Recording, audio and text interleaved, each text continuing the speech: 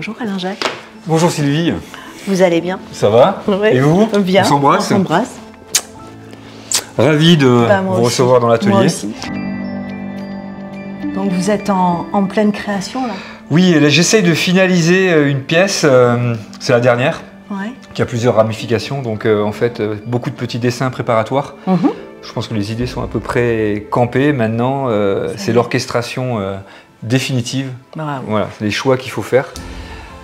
Donc après le passage du bleu et du carré du bleu qu'on avait vu au tout départ, là j'ai l'impression que c'est parti encore plus loin, quoi. Il y a eu une suite, c'est vrai qu'on en était resté à ces carrés bleus donc, que je fais depuis une vingtaine d'années, qui était au départ vraiment une dialectique entre la matière et la lumière, puisque au départ ces carrés bleus je les fais avec un pigment qui a une très forte propriété luminescente.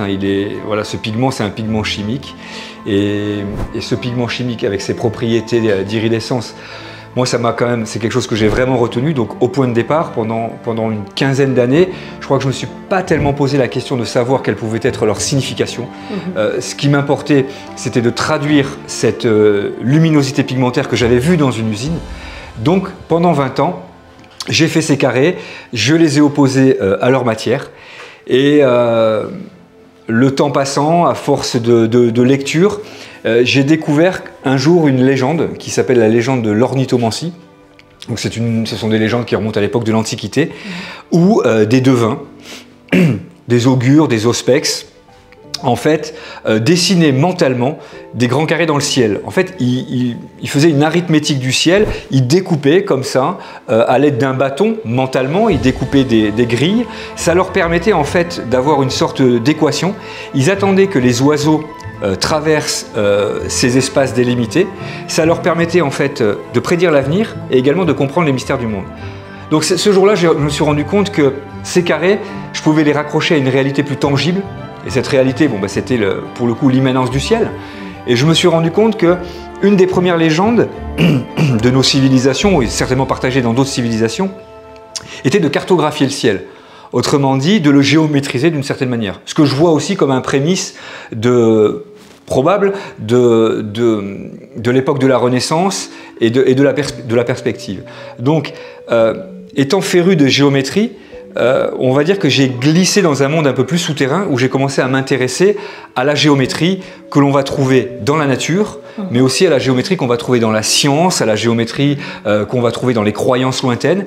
Et donc, j'ai considéré que les carrés bleus qui étaient maintenant, moi ce que j'appelle des ciels géométriques, étaient le point de départ d'une équation et d'une syntaxe que j'allais quand même commencer à pouvoir développer. Donc, vous les avez sous les yeux, le bâton d'Auspex, je l'ai reconstitué, enfin, je l'ai imaginé. Je me suis servi d'éléments géométriques qu'on trouve dans la nature, puisque là vous voyez que c'est réalisé avec des coquilles d'escargots superposées. Le premier jalon pour moi c'est la prémisse, c'est ça, les carrés de ciel géométrique, l'Auspex à travers ses outils, puisque je ne le visualise pas, je l'ai fantasmé, j'ai fantasmé son existence, son habitat, aussi réalisé avec des éléments d'origine naturelle et géométrique, puisqu'il est réalisé, en fait il est constitué de petites pyrites, comme vous en voyez ici.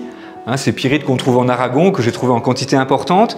Là, voilà. Donc, j'ai posé mon jalon de départ, le jalon de ma petite histoire, l'Auspex, le bâton, et tout ce processus de géométrie que je vais chercher à sonder, que je vais fouiller. Alors là, pour moi, c'est un peu les débuts de la première prémisse.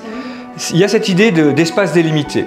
Ça, c'est sûr. Et souvent, le carré, j'ai beaucoup travaillé le carré, mais c'est d'abord un territoire qui est fini. C'est un territoire fermé. Et j'ai disposé comme ça des petites pyrites plus ou moins alignées, avec l'idée au départ que j'appelais ça des champs géométriques, mais très vite je me suis intéressé à l'histoire de la construction. Vous savez, les premières constructions, l'alignement des plans, notamment dans l'Égypte ancienne. Donc quelque part pour moi c'est à la fois des habitats, mais c'est aussi parce qu'il peut y avoir du reflet. Alors là, sur cette pièce-là, c'est plus le cas, puisque le miroir, je l'ai légèrement teinté, mais c'est aussi des constellations architecturales. Voilà, donc je joue entre ce qui se passe en bas, ce qui se passe en haut. Je crée en fait une espèce de corrélation entre les deux dans ce travail-là.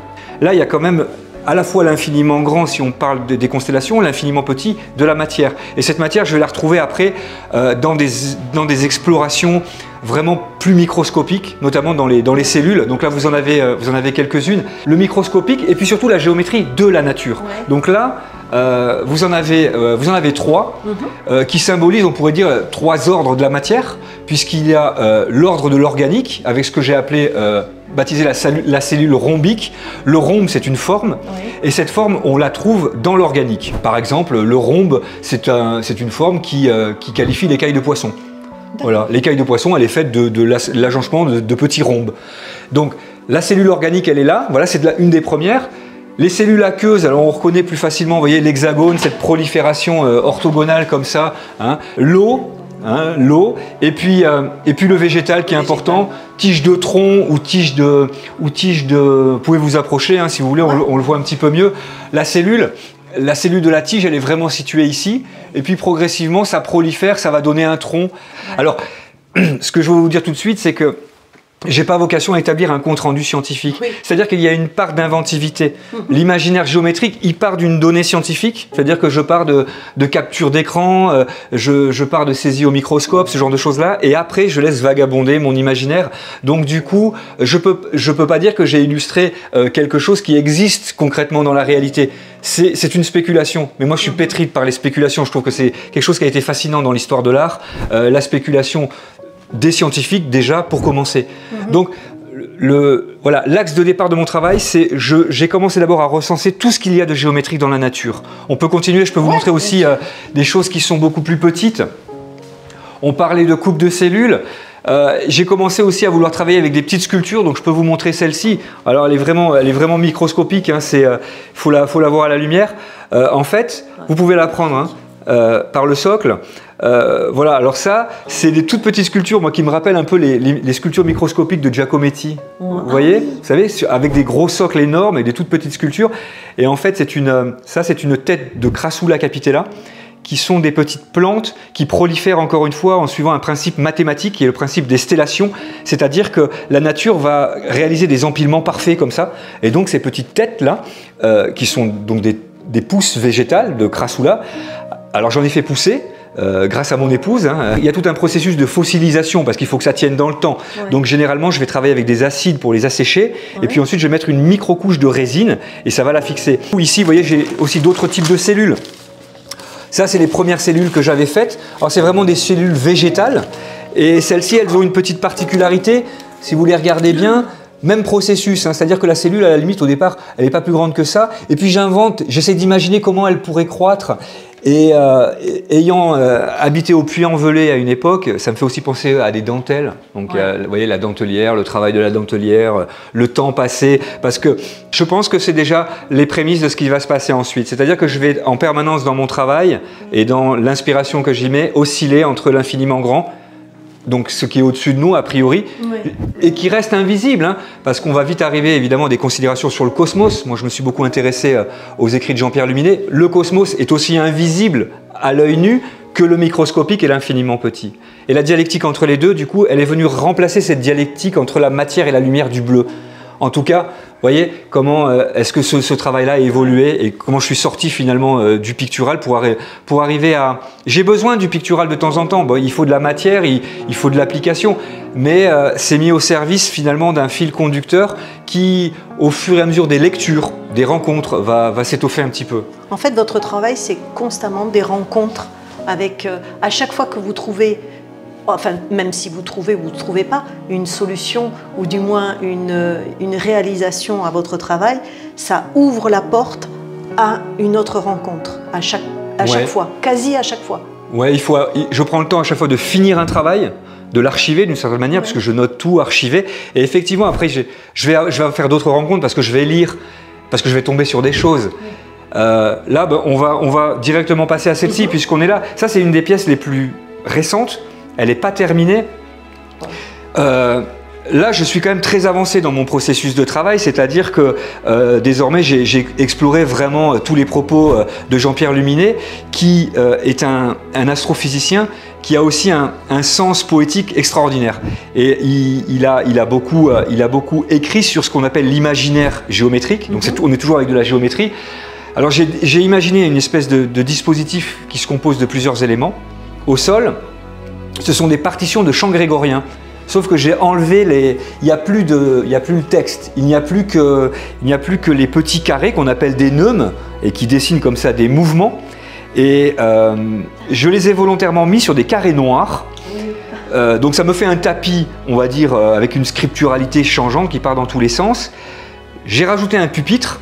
Le pupitre, il est vide. Il y a juste un petit texte, lettre pour soi et lettre au monde. Donc il n'y a pas de musique en soi. Il y a quelque chose d'un peu, dans cette pièce je le reconnais, hein, elle est très intime, il y a quelque chose de ma vie personnelle, si vous voulez, il y a quelque chose qui peut être assez sombre. Ouais. Grosso modo, cette pièce, elle s'appelle La musique des sphères. Donc ça, c'est un titre de Jean-Pierre Luminet, hein, La musique des sphères. Donc ici, vous en avez une petite sphère qui est prise dans de la résine, que j'ai accrochée. J'ai mis un très vieux, un vieux métronome. Alors ce métronome, on l'actionne. Cette pièce, elle est en cours d'échafaudage, elle n'est pas complètement terminée. La musique des sphères de Jean-Pierre Luminet, ça renvoie en fait à un truc complètement délirant qu'on appelle les tessellations, qui est l'organisation du cosmos. Oui. Lui, il considère dans ses écrits que le cosmos est une sorte d'organisation géométrique. Il décrit ce qu'on appelle des tessellations. La tessellation, il faut imaginer que vous êtes dans une pièce qui est recouverte de miroirs. Et si vous vous mettez au milieu de cette pièce, vous vous verrez à l'infini. Le principe de la tessellation, c'est par exemple un principe qu'on va utiliser dans le commerce. Là, par exemple, cette boîte de chocolat, c'est une tessellation mathématique. C'est-à-dire, c'est comment est-ce que des formes posées les unes à côté des autres prennent le moins de place possible. Pour Jean-Pierre Luminet, il y a un rapport entre cet objet-là, commercial, et l'univers. L'univers pourrait répondre à des considérations de cette nature. Alors là aussi, il faut que vous fassiez d'abord une expérience. Je vais vous donner ceci, voilà. Alors là, il faut que, là vous pouvez regarder, vous prenez, vous regardez, essayez d'imaginer ce que vous voyez à l'intérieur. C'est pas la peine, ne regardez pas l'œuvre, vous regardez ce qu'il y a juste au fond de la boîte. C'est fou, on dirait, en fait on dirait des paysages. Ouais, il y a un paysage. Un paysage, ouais, on dirait qu'il y a, on dirait des ruches, on dirait un personnage qui est avec ses ruches. Alors, il y a un champ de... Vous n'êtes pas loin. En fait, ce sont des stéréoscopies. C'est une stéréoscopie qu'il y a au fond. C'est pas des ruches. En fait, par contre, vous avez bien identifié des personnages. Sur ces stéréoscopies, c'est la même image, mais en fait, dans cette image-là, vous avez des photos de la guerre. Ça, ce sont des stéréoscopies de la guerre de 14-18. Voilà, donc on les a à l'intérieur. Moi, ce que j'ai fait, c'est que je vais vous la montrer. Vous voyez, je vais la sortir. Donc, le stéréoscope, c'est l'ancêtre de la photographie. Donc ça, c'est une stéréoscopie. Là, vous voyez, difficile à identifier, mais on voit qu'il y a des personnages là et là. Tout à fait, oui, donc, en fait, ouais. Voilà, ancêtre de la photographie, champ de bataille. Donc ça, double image qu'on va venir mettre à l'intérieur du stéréoscope. Et quand on regarde à l'intérieur, on voit qu'une seule image par superposition des deux.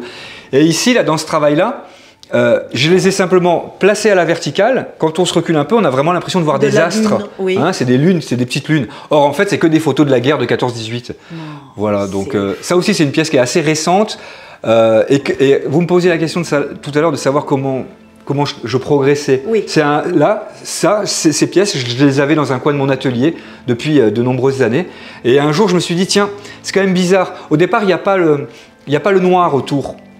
Mais là, vous avez des lunettes en fait. Donc je me suis dit, voilà, je vais faire pareil. C'est-à-dire que je vais occulter juste une partie pour avoir des sphères, pour avoir d'abord des disques. Et puis je me suis dit, waouh, mais en fait ces disques, quand on les regarde comme ça, on dirait des lunes, quoi. Et donc la réalité de l'image est vraiment dans la boîte, côté un petit peu invisible. Alors on s'éloigne de la géométrie orthodoxe de mes recherches, mais quelque part, il n'y a pas que... Voilà, je pense que la géométrie peut aller plus loin, c'est-à-dire que la notion d'astre renvoie aussi à un moment donné à toute l'histoire des formes. En fait, vous êtes un grand farceur, quoi. Quand on est un peu attentif et qu'on regarde, on se rend bien compte que c'est pas la Lune, hein, ça peut pas être des astres. Sûr, mais on est un peu coquin, quoi, dans l'histoire, parce que c'est vraiment amener le spectateur, ou du moins le regardeur, à se dire, c'est pas tout à fait ce que tu vois, quoi. Ouais, il y a un peu de ça. bah, comme, dans tout, oui. Comme dans beaucoup de choses. Oui, hein, les pareidolie, on retrouve dans des choses, dans d'autres choses, et on imagine, mais est-ce que c'est véritablement ce que nous, on voit? Je ne sais pas. Voilà, donc ça c'est une pièce aussi importante. Bon là, après vous avez un peu tout mon cabinet de curiosité, il y en a un peu partout.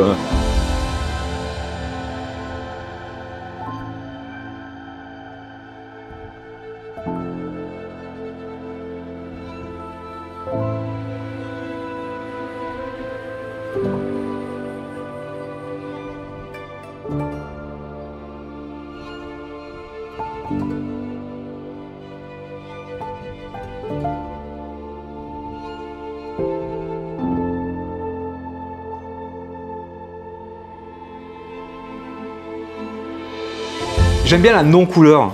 Même le bleu, pour moi, est devenu une non-couleur. Hein. Oui. La couleur du ciel, pour moi, ça n'existe pas, c'est un rayonnement. Donc souvent, je les recouvre un petit peu de dorure ou d'argenture. Et surtout, là, avec ça, je me suis plongé dans l'histoire de l'alchimie. Au XVe siècle, qui est le grand siècle de l'alchimie, du côté de Prague, on a à peu près tout testé pour tenter l'opération de transmutation, vous savez, obtenir de l'or. Les alchimistes ont travaillé avec de l'urine, avec tous les produits, y compris avec des météorites, en tout cas avec ces matériaux qu'ils estimaient être des matériaux non terrestres. Et ils se sont dit, à ce moment-là, si ça vient d'ailleurs, ça peut venir du cosmos, et pour eux, le cosmos, c'est le symbole du parfait. Donc le parfait est le seul moyen d'obtenir de l'or pour eux. Vous voyez, la perfection de la matière. À partir de là, moi, j'ai spéculé, je me suis amusé, et j'ai reconstitué ce que vous avez derrière, qui sont donc des fours alchimiques. Voilà, donc ce sont des fours qui marchent, hein. Ce sont des modèles de fours alchimiques, qui étaient des fours à combustion lente. Voilà, donc tout ça, vous me parliez de Bergson, tout ça, c'est ce rapport avec Bergson, la matière, la transformation de la matière. Donc voilà encore une pièce importante et qui en amène à d'autres. Ah voilà, celle-ci. Voilà, celle-ci avec les escargots qui sont... Là, je vous laisse regarder. Alors, c'est un de mes vieux microscopes qui ne marche plus. J'aime bien leur donner une deuxième vie, donc ce microscope, donc vieux microscope. En fait, en me promenant un jour, j'ai trouvé une coquille d'escargot qui était cassée.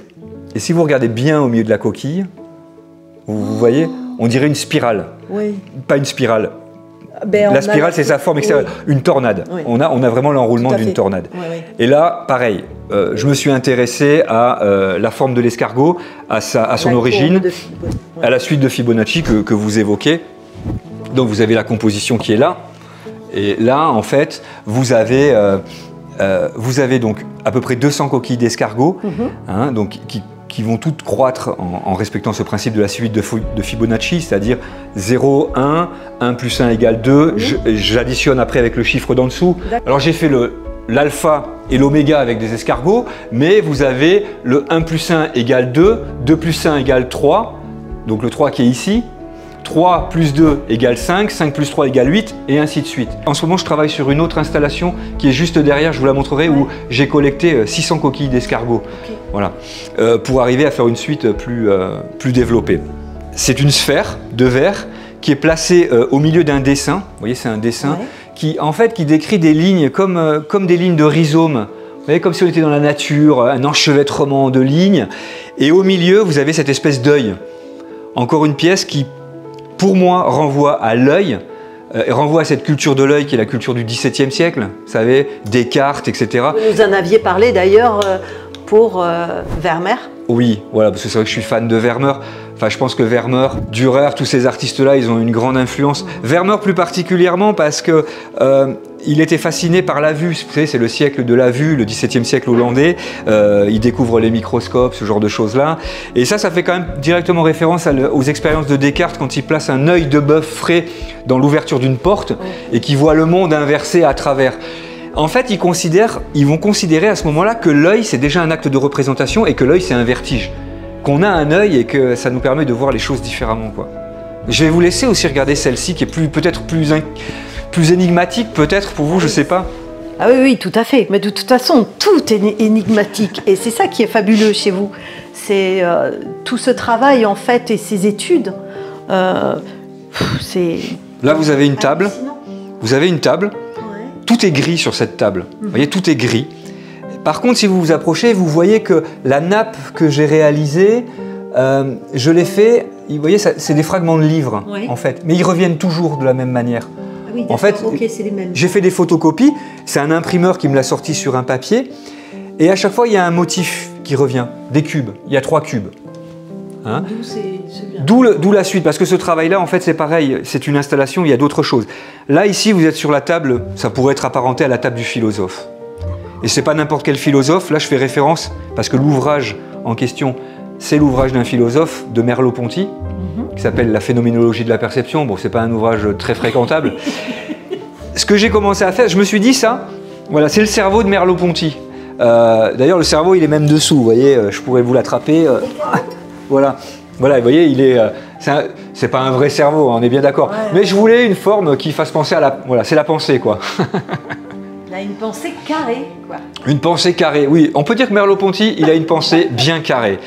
Et donc, ici, sur la table, vous avez les outils du scientifique. Ouais. Les outils aussi de celui qui échafaude, donc le microscope, la sphère d'étude, hein, ouais, c'est un peu comme l'astronome de Vermeer, hein, vous voyez. Sauf que c'est gris. Il y a un côté, hein, je voulais un côté, si vous voulez, hein, je ne sais pas pourquoi, le gris, l'argenture pour moi c'est la pensée, je ne sais pas pourquoi. Et tout ça c'est structuré autour d'un cube.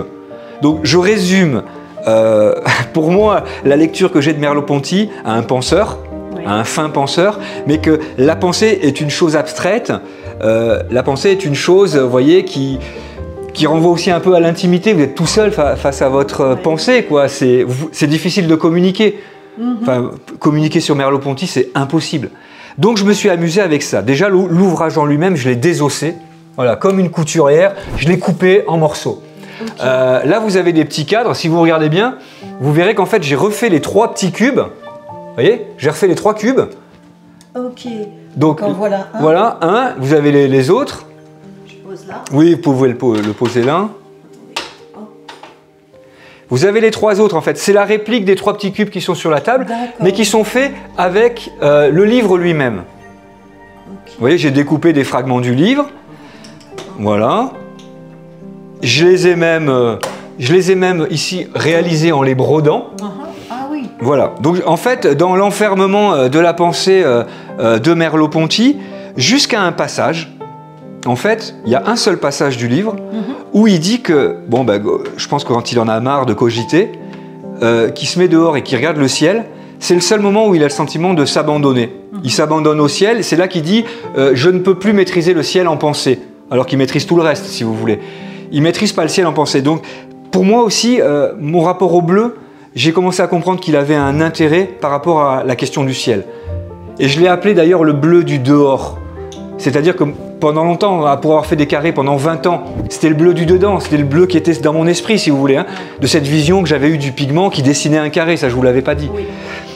Mais ce bleu du dehors, c'est le bleu à un moment donné de la pensée qui ne peut être contrainte. C'est-à-dire que Merleau-Ponty fait l'expérience de l'immanence du ciel, ouais. Il est perdu, il ne maîtrise plus rien.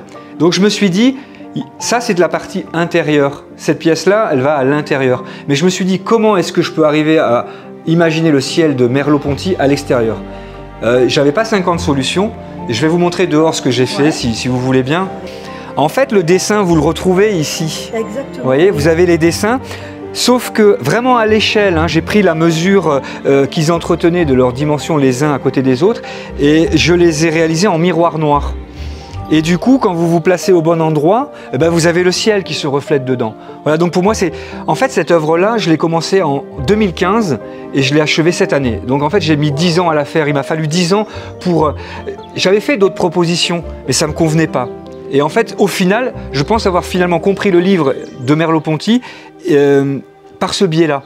C'est-à-dire que ce fameux bleu qui lui échappe, il ne pouvait être qu'à l'extérieur, dehors. Alors il y a bien encore une trace de son esprit, hein. Et puis il y a toujours ce gris. J'ai pas choisi un miroir clair, j'ai choisi un miroir gris qui rappelle l'intérieur, hein, qui rappelle ouais. sa table et son cube. Et du coup, par contre, voilà, maintenant, c'est le ciel que... Voilà, c'est le ciel. Mais en fait, tout à l'heure, sur la table, il y avait le côté équation, réflexion, littéraire même à la limite. Les objets qui étaient dessus, on avait l'impression presque qu'il y avait l'artisan aussi, c'est-à-dire la terre. Bien sûr. Et je veux dire, le côté, vraiment, on est entre le ciel et la terre, et tout ça, en fait, c'est relié complètement, quoi.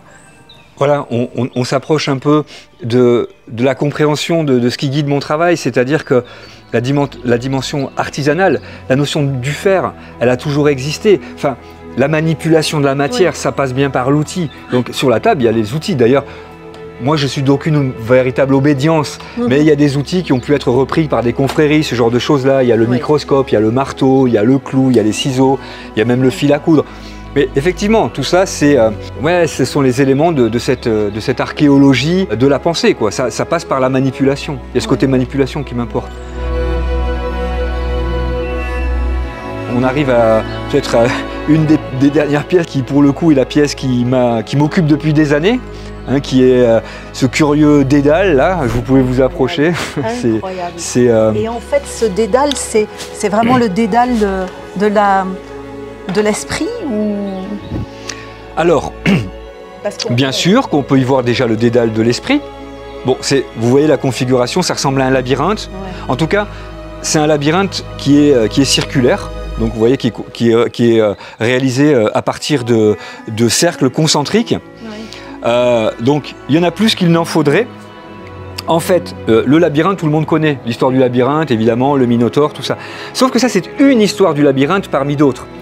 Il y a d'autres types de labyrinthes. Déjà, sachez que ce type de labyrinthe, on le trouve dans les édifices religieux, comme à Chartres. À Chartres, vous avez un dallage, hein, qui est un labyrinthe, mais qui était un labyrinthe unicursal qu'on pratiquait comme si c'était un rituel de pèlerinage. Oui. Donc on a déjà une deuxième définition du labyrinthe. Et puis il y en a une troisième aussi qui est extrêmement importante pour moi, c'est que ce labyrinthe à l'origine, cette forme à l'origine, qui n'est pas un labyrinthe, mais qui n'est composé que de cercles concentriques qui sont tous fermés, c'est ni plus ni moins que la vision qu'a Platon du monde. C'est-à-dire le monde sublunaire et le monde supralunaire.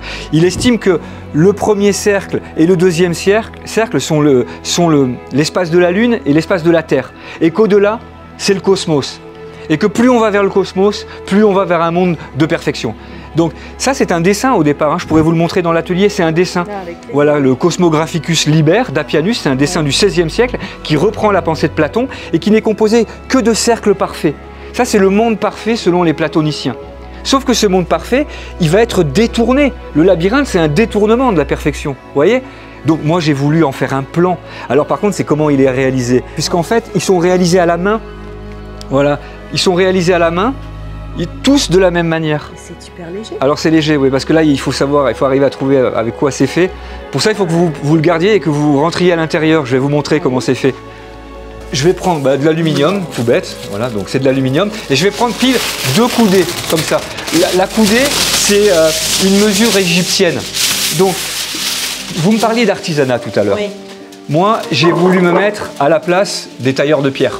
Oui. Bon, évidemment, dans une configuration différente. Mais l'idée du faire, de la répétition du faire, du labeur, et peut-être aussi d'une certaine tradition, d'une manière de faire. Donc, il y a le papier aluminium, ça se froisse. Donc, vous voyez, je le froisse comme ça. Je vais en faire une boule. Voilà, j'en fais une boule. Et puis maintenant, restez là parce que c'est vous qui allez le faire. Hein. Non. Donc, je commence par lui donner, hop, comme ça. L'illusion d'un carré, je présume. Ouais, alors, voilà, vraiment, première configuration du cube. Donc, je commence un petit peu à le tasser. Il faut à peu près 5 minutes pour en faire un. Donc là, pour le moment, j'en ai 2000. Voilà. Et en fait, elle n'a pas de fin, cette pièce. C'est-à-dire que j'en fais à peu près 10 tous les jours. Il y a l'idée qu'ils sont, par contre, ils sont tous différents, parce que pour arriver à faire le... Vous voyez, ils sont tous différents, mais ils ont à peu près la même taille. Quand ils sont terminés, donc ils ont encore cette brillance aluminium. Oui. Ça, c'est la conclusion d'un séminaire de Jean-Pierre Luminet. Comme le notait Albert Einstein en 1954, l'homme cherche à se façonner de façon plus ou moins appropriée une image intérieure du monde, image simplifiée et bien ordonnée. Et il tente de maîtriser le monde de l'expérience en lui, subsistant jusqu'à un certain point cette image. C'est ce que font le peintre, le poète, le philosophe spéculatif et le chercheur scientifique, chacun à sa façon.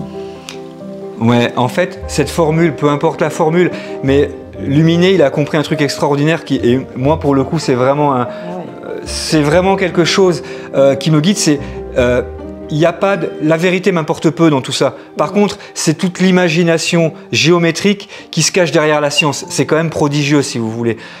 L'ordonnancement du monde, tout ce qu'on a pu voir, le fait que les planètes sont peut-être alignées ou peut-être pas, que quand vous regardez par exemple, c'est des dessins de Kepler. Oui. Comment pouvez-vous, à un moment donné, vrai ou faux, on s'en fiche, mais Kepler, qui est un scientifique, nous livre pour la première fois à cette époque-là sa vision de l'univers. Lui, il pense que l'univers s'inscrit, voyez, dans des formes géométriques. On sait aujourd'hui qu'il avait certainement tort, mais il y a une part de vérité dans tout ça. La part de vérité, c'est Luminet qui l'apporte, et les scientifiques d'aujourd'hui qui disent « mais non, il y a une intuition qui est juste ». C'est-à-dire que Kepler, il pressent qu'il y a bien dans l'univers une correspondance géométrique et une harmonie géométrique. Et moi, je trouve que c'est ça qui m'importe le plus. C'est qu'il nous laisse la possibilité d'imaginer. En fait, c'est l'espèce de jubilation, de l'imagination et du plaisir de la découverte. Voilà ce qui m'importe, hein. C'est ça.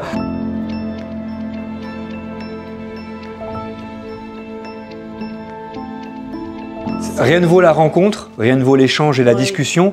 Quand on peut le faire, quand on a le temps d'échanger. On s'était rencontrés déjà en 2018. Vous vous souvenez de... Voilà, le scénario n'était pas celui-ci, c'était ces carrés de lumière. À l'époque, je présumais de rien de ce qui allait se passer par la suite. Mais voilà, ce monde de la géométrie, moi je m'y raccroche comme quelque chose qui est prodigieusement intéressant à creuser. Ce qui me plaît aujourd'hui, c'est qu'en explorant cette géométrie plus souterraine, j'ai le sentiment de pouvoir me raccrocher à des réalités comme par rapport à toutes les problématiques qui se posent aujourd'hui. S'il y a une harmonie cosmique, hein, si l'infiniment petit comme l'infiniment grand répondent, on pourrait dire, à une sorte de construction géométrique, un ordre, c'est peut-être que le monde dans lequel on vit aujourd'hui qui est susceptible de le dénaturer. Donc voilà pourquoi à un moment donné, je trouve que c'est intéressant cette approche de la géométrie. Je reprends l'histoire du labyrinthe. Ce labyrinthe, plusieurs personnes l'ont vu et les réactions sont toutes différentes. Beaucoup de gens y voient une dimension obsessionnelle. Moi, j'y vois aussi peut-être à un moment donné un moyen simplement d'aller jusqu'au bout d'une sorte de scénario. Jean-Pierre Luminet, il dit qu'aujourd'hui, il y a une réalité de tout ça. Et ça, c'est moi. Voilà, pour moi, l'essentiel, il est là. Qu'après, chacun y voit ce qu'il veut, aucun problème. Bon, on vous a vu quand même dans énormément de salons, dans des grandes galeries. Un petit peu partout maintenant, que ce soit en France, à l'étranger. Votre plus grand rêve maintenant, ça serait quoi? Mon plus grand rêve, je crois que c'est quand même de pouvoir montrer l'intégralité de mon travail. Et puis alors, pour le coup, ce qu'on fait, c'est formidable, qu'à l'entrée, vous voyez, il y a un petit film, voilà, et que je ne sois plus là, que les gens puissent déambuler, se faire leur propre idée, mais que quand même, au départ, ils ont voilà, le processus, la démarche de l'artiste, et que waouh, je peux embrasser, on va dire, la pensée de l'artiste dans sa globalité.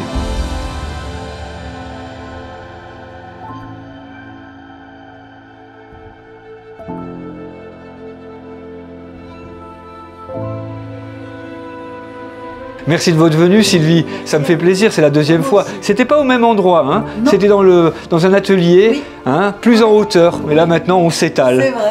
Mais il est pas mal quand même, là. Franchement, très bel atelier. Vous devez être bien en plus. Vous avez les montagnes. Au pied des Pyrénées. Ouais, c'est trop bien. La vue est un peu bouchée aujourd'hui, mais d'habitude, on a vu sur les montagnes. Il y a le ciel qui parle en plus pour vous, là. Il pleut, il pleure un petit peu parce qu'il se dit, ça y est, l'entrevue est terminée avec Alain Jacques. Merci Sylvie, merci. À bientôt. À très bientôt. Au revoir. Au revoir. Merci Alain Jacques. Merci.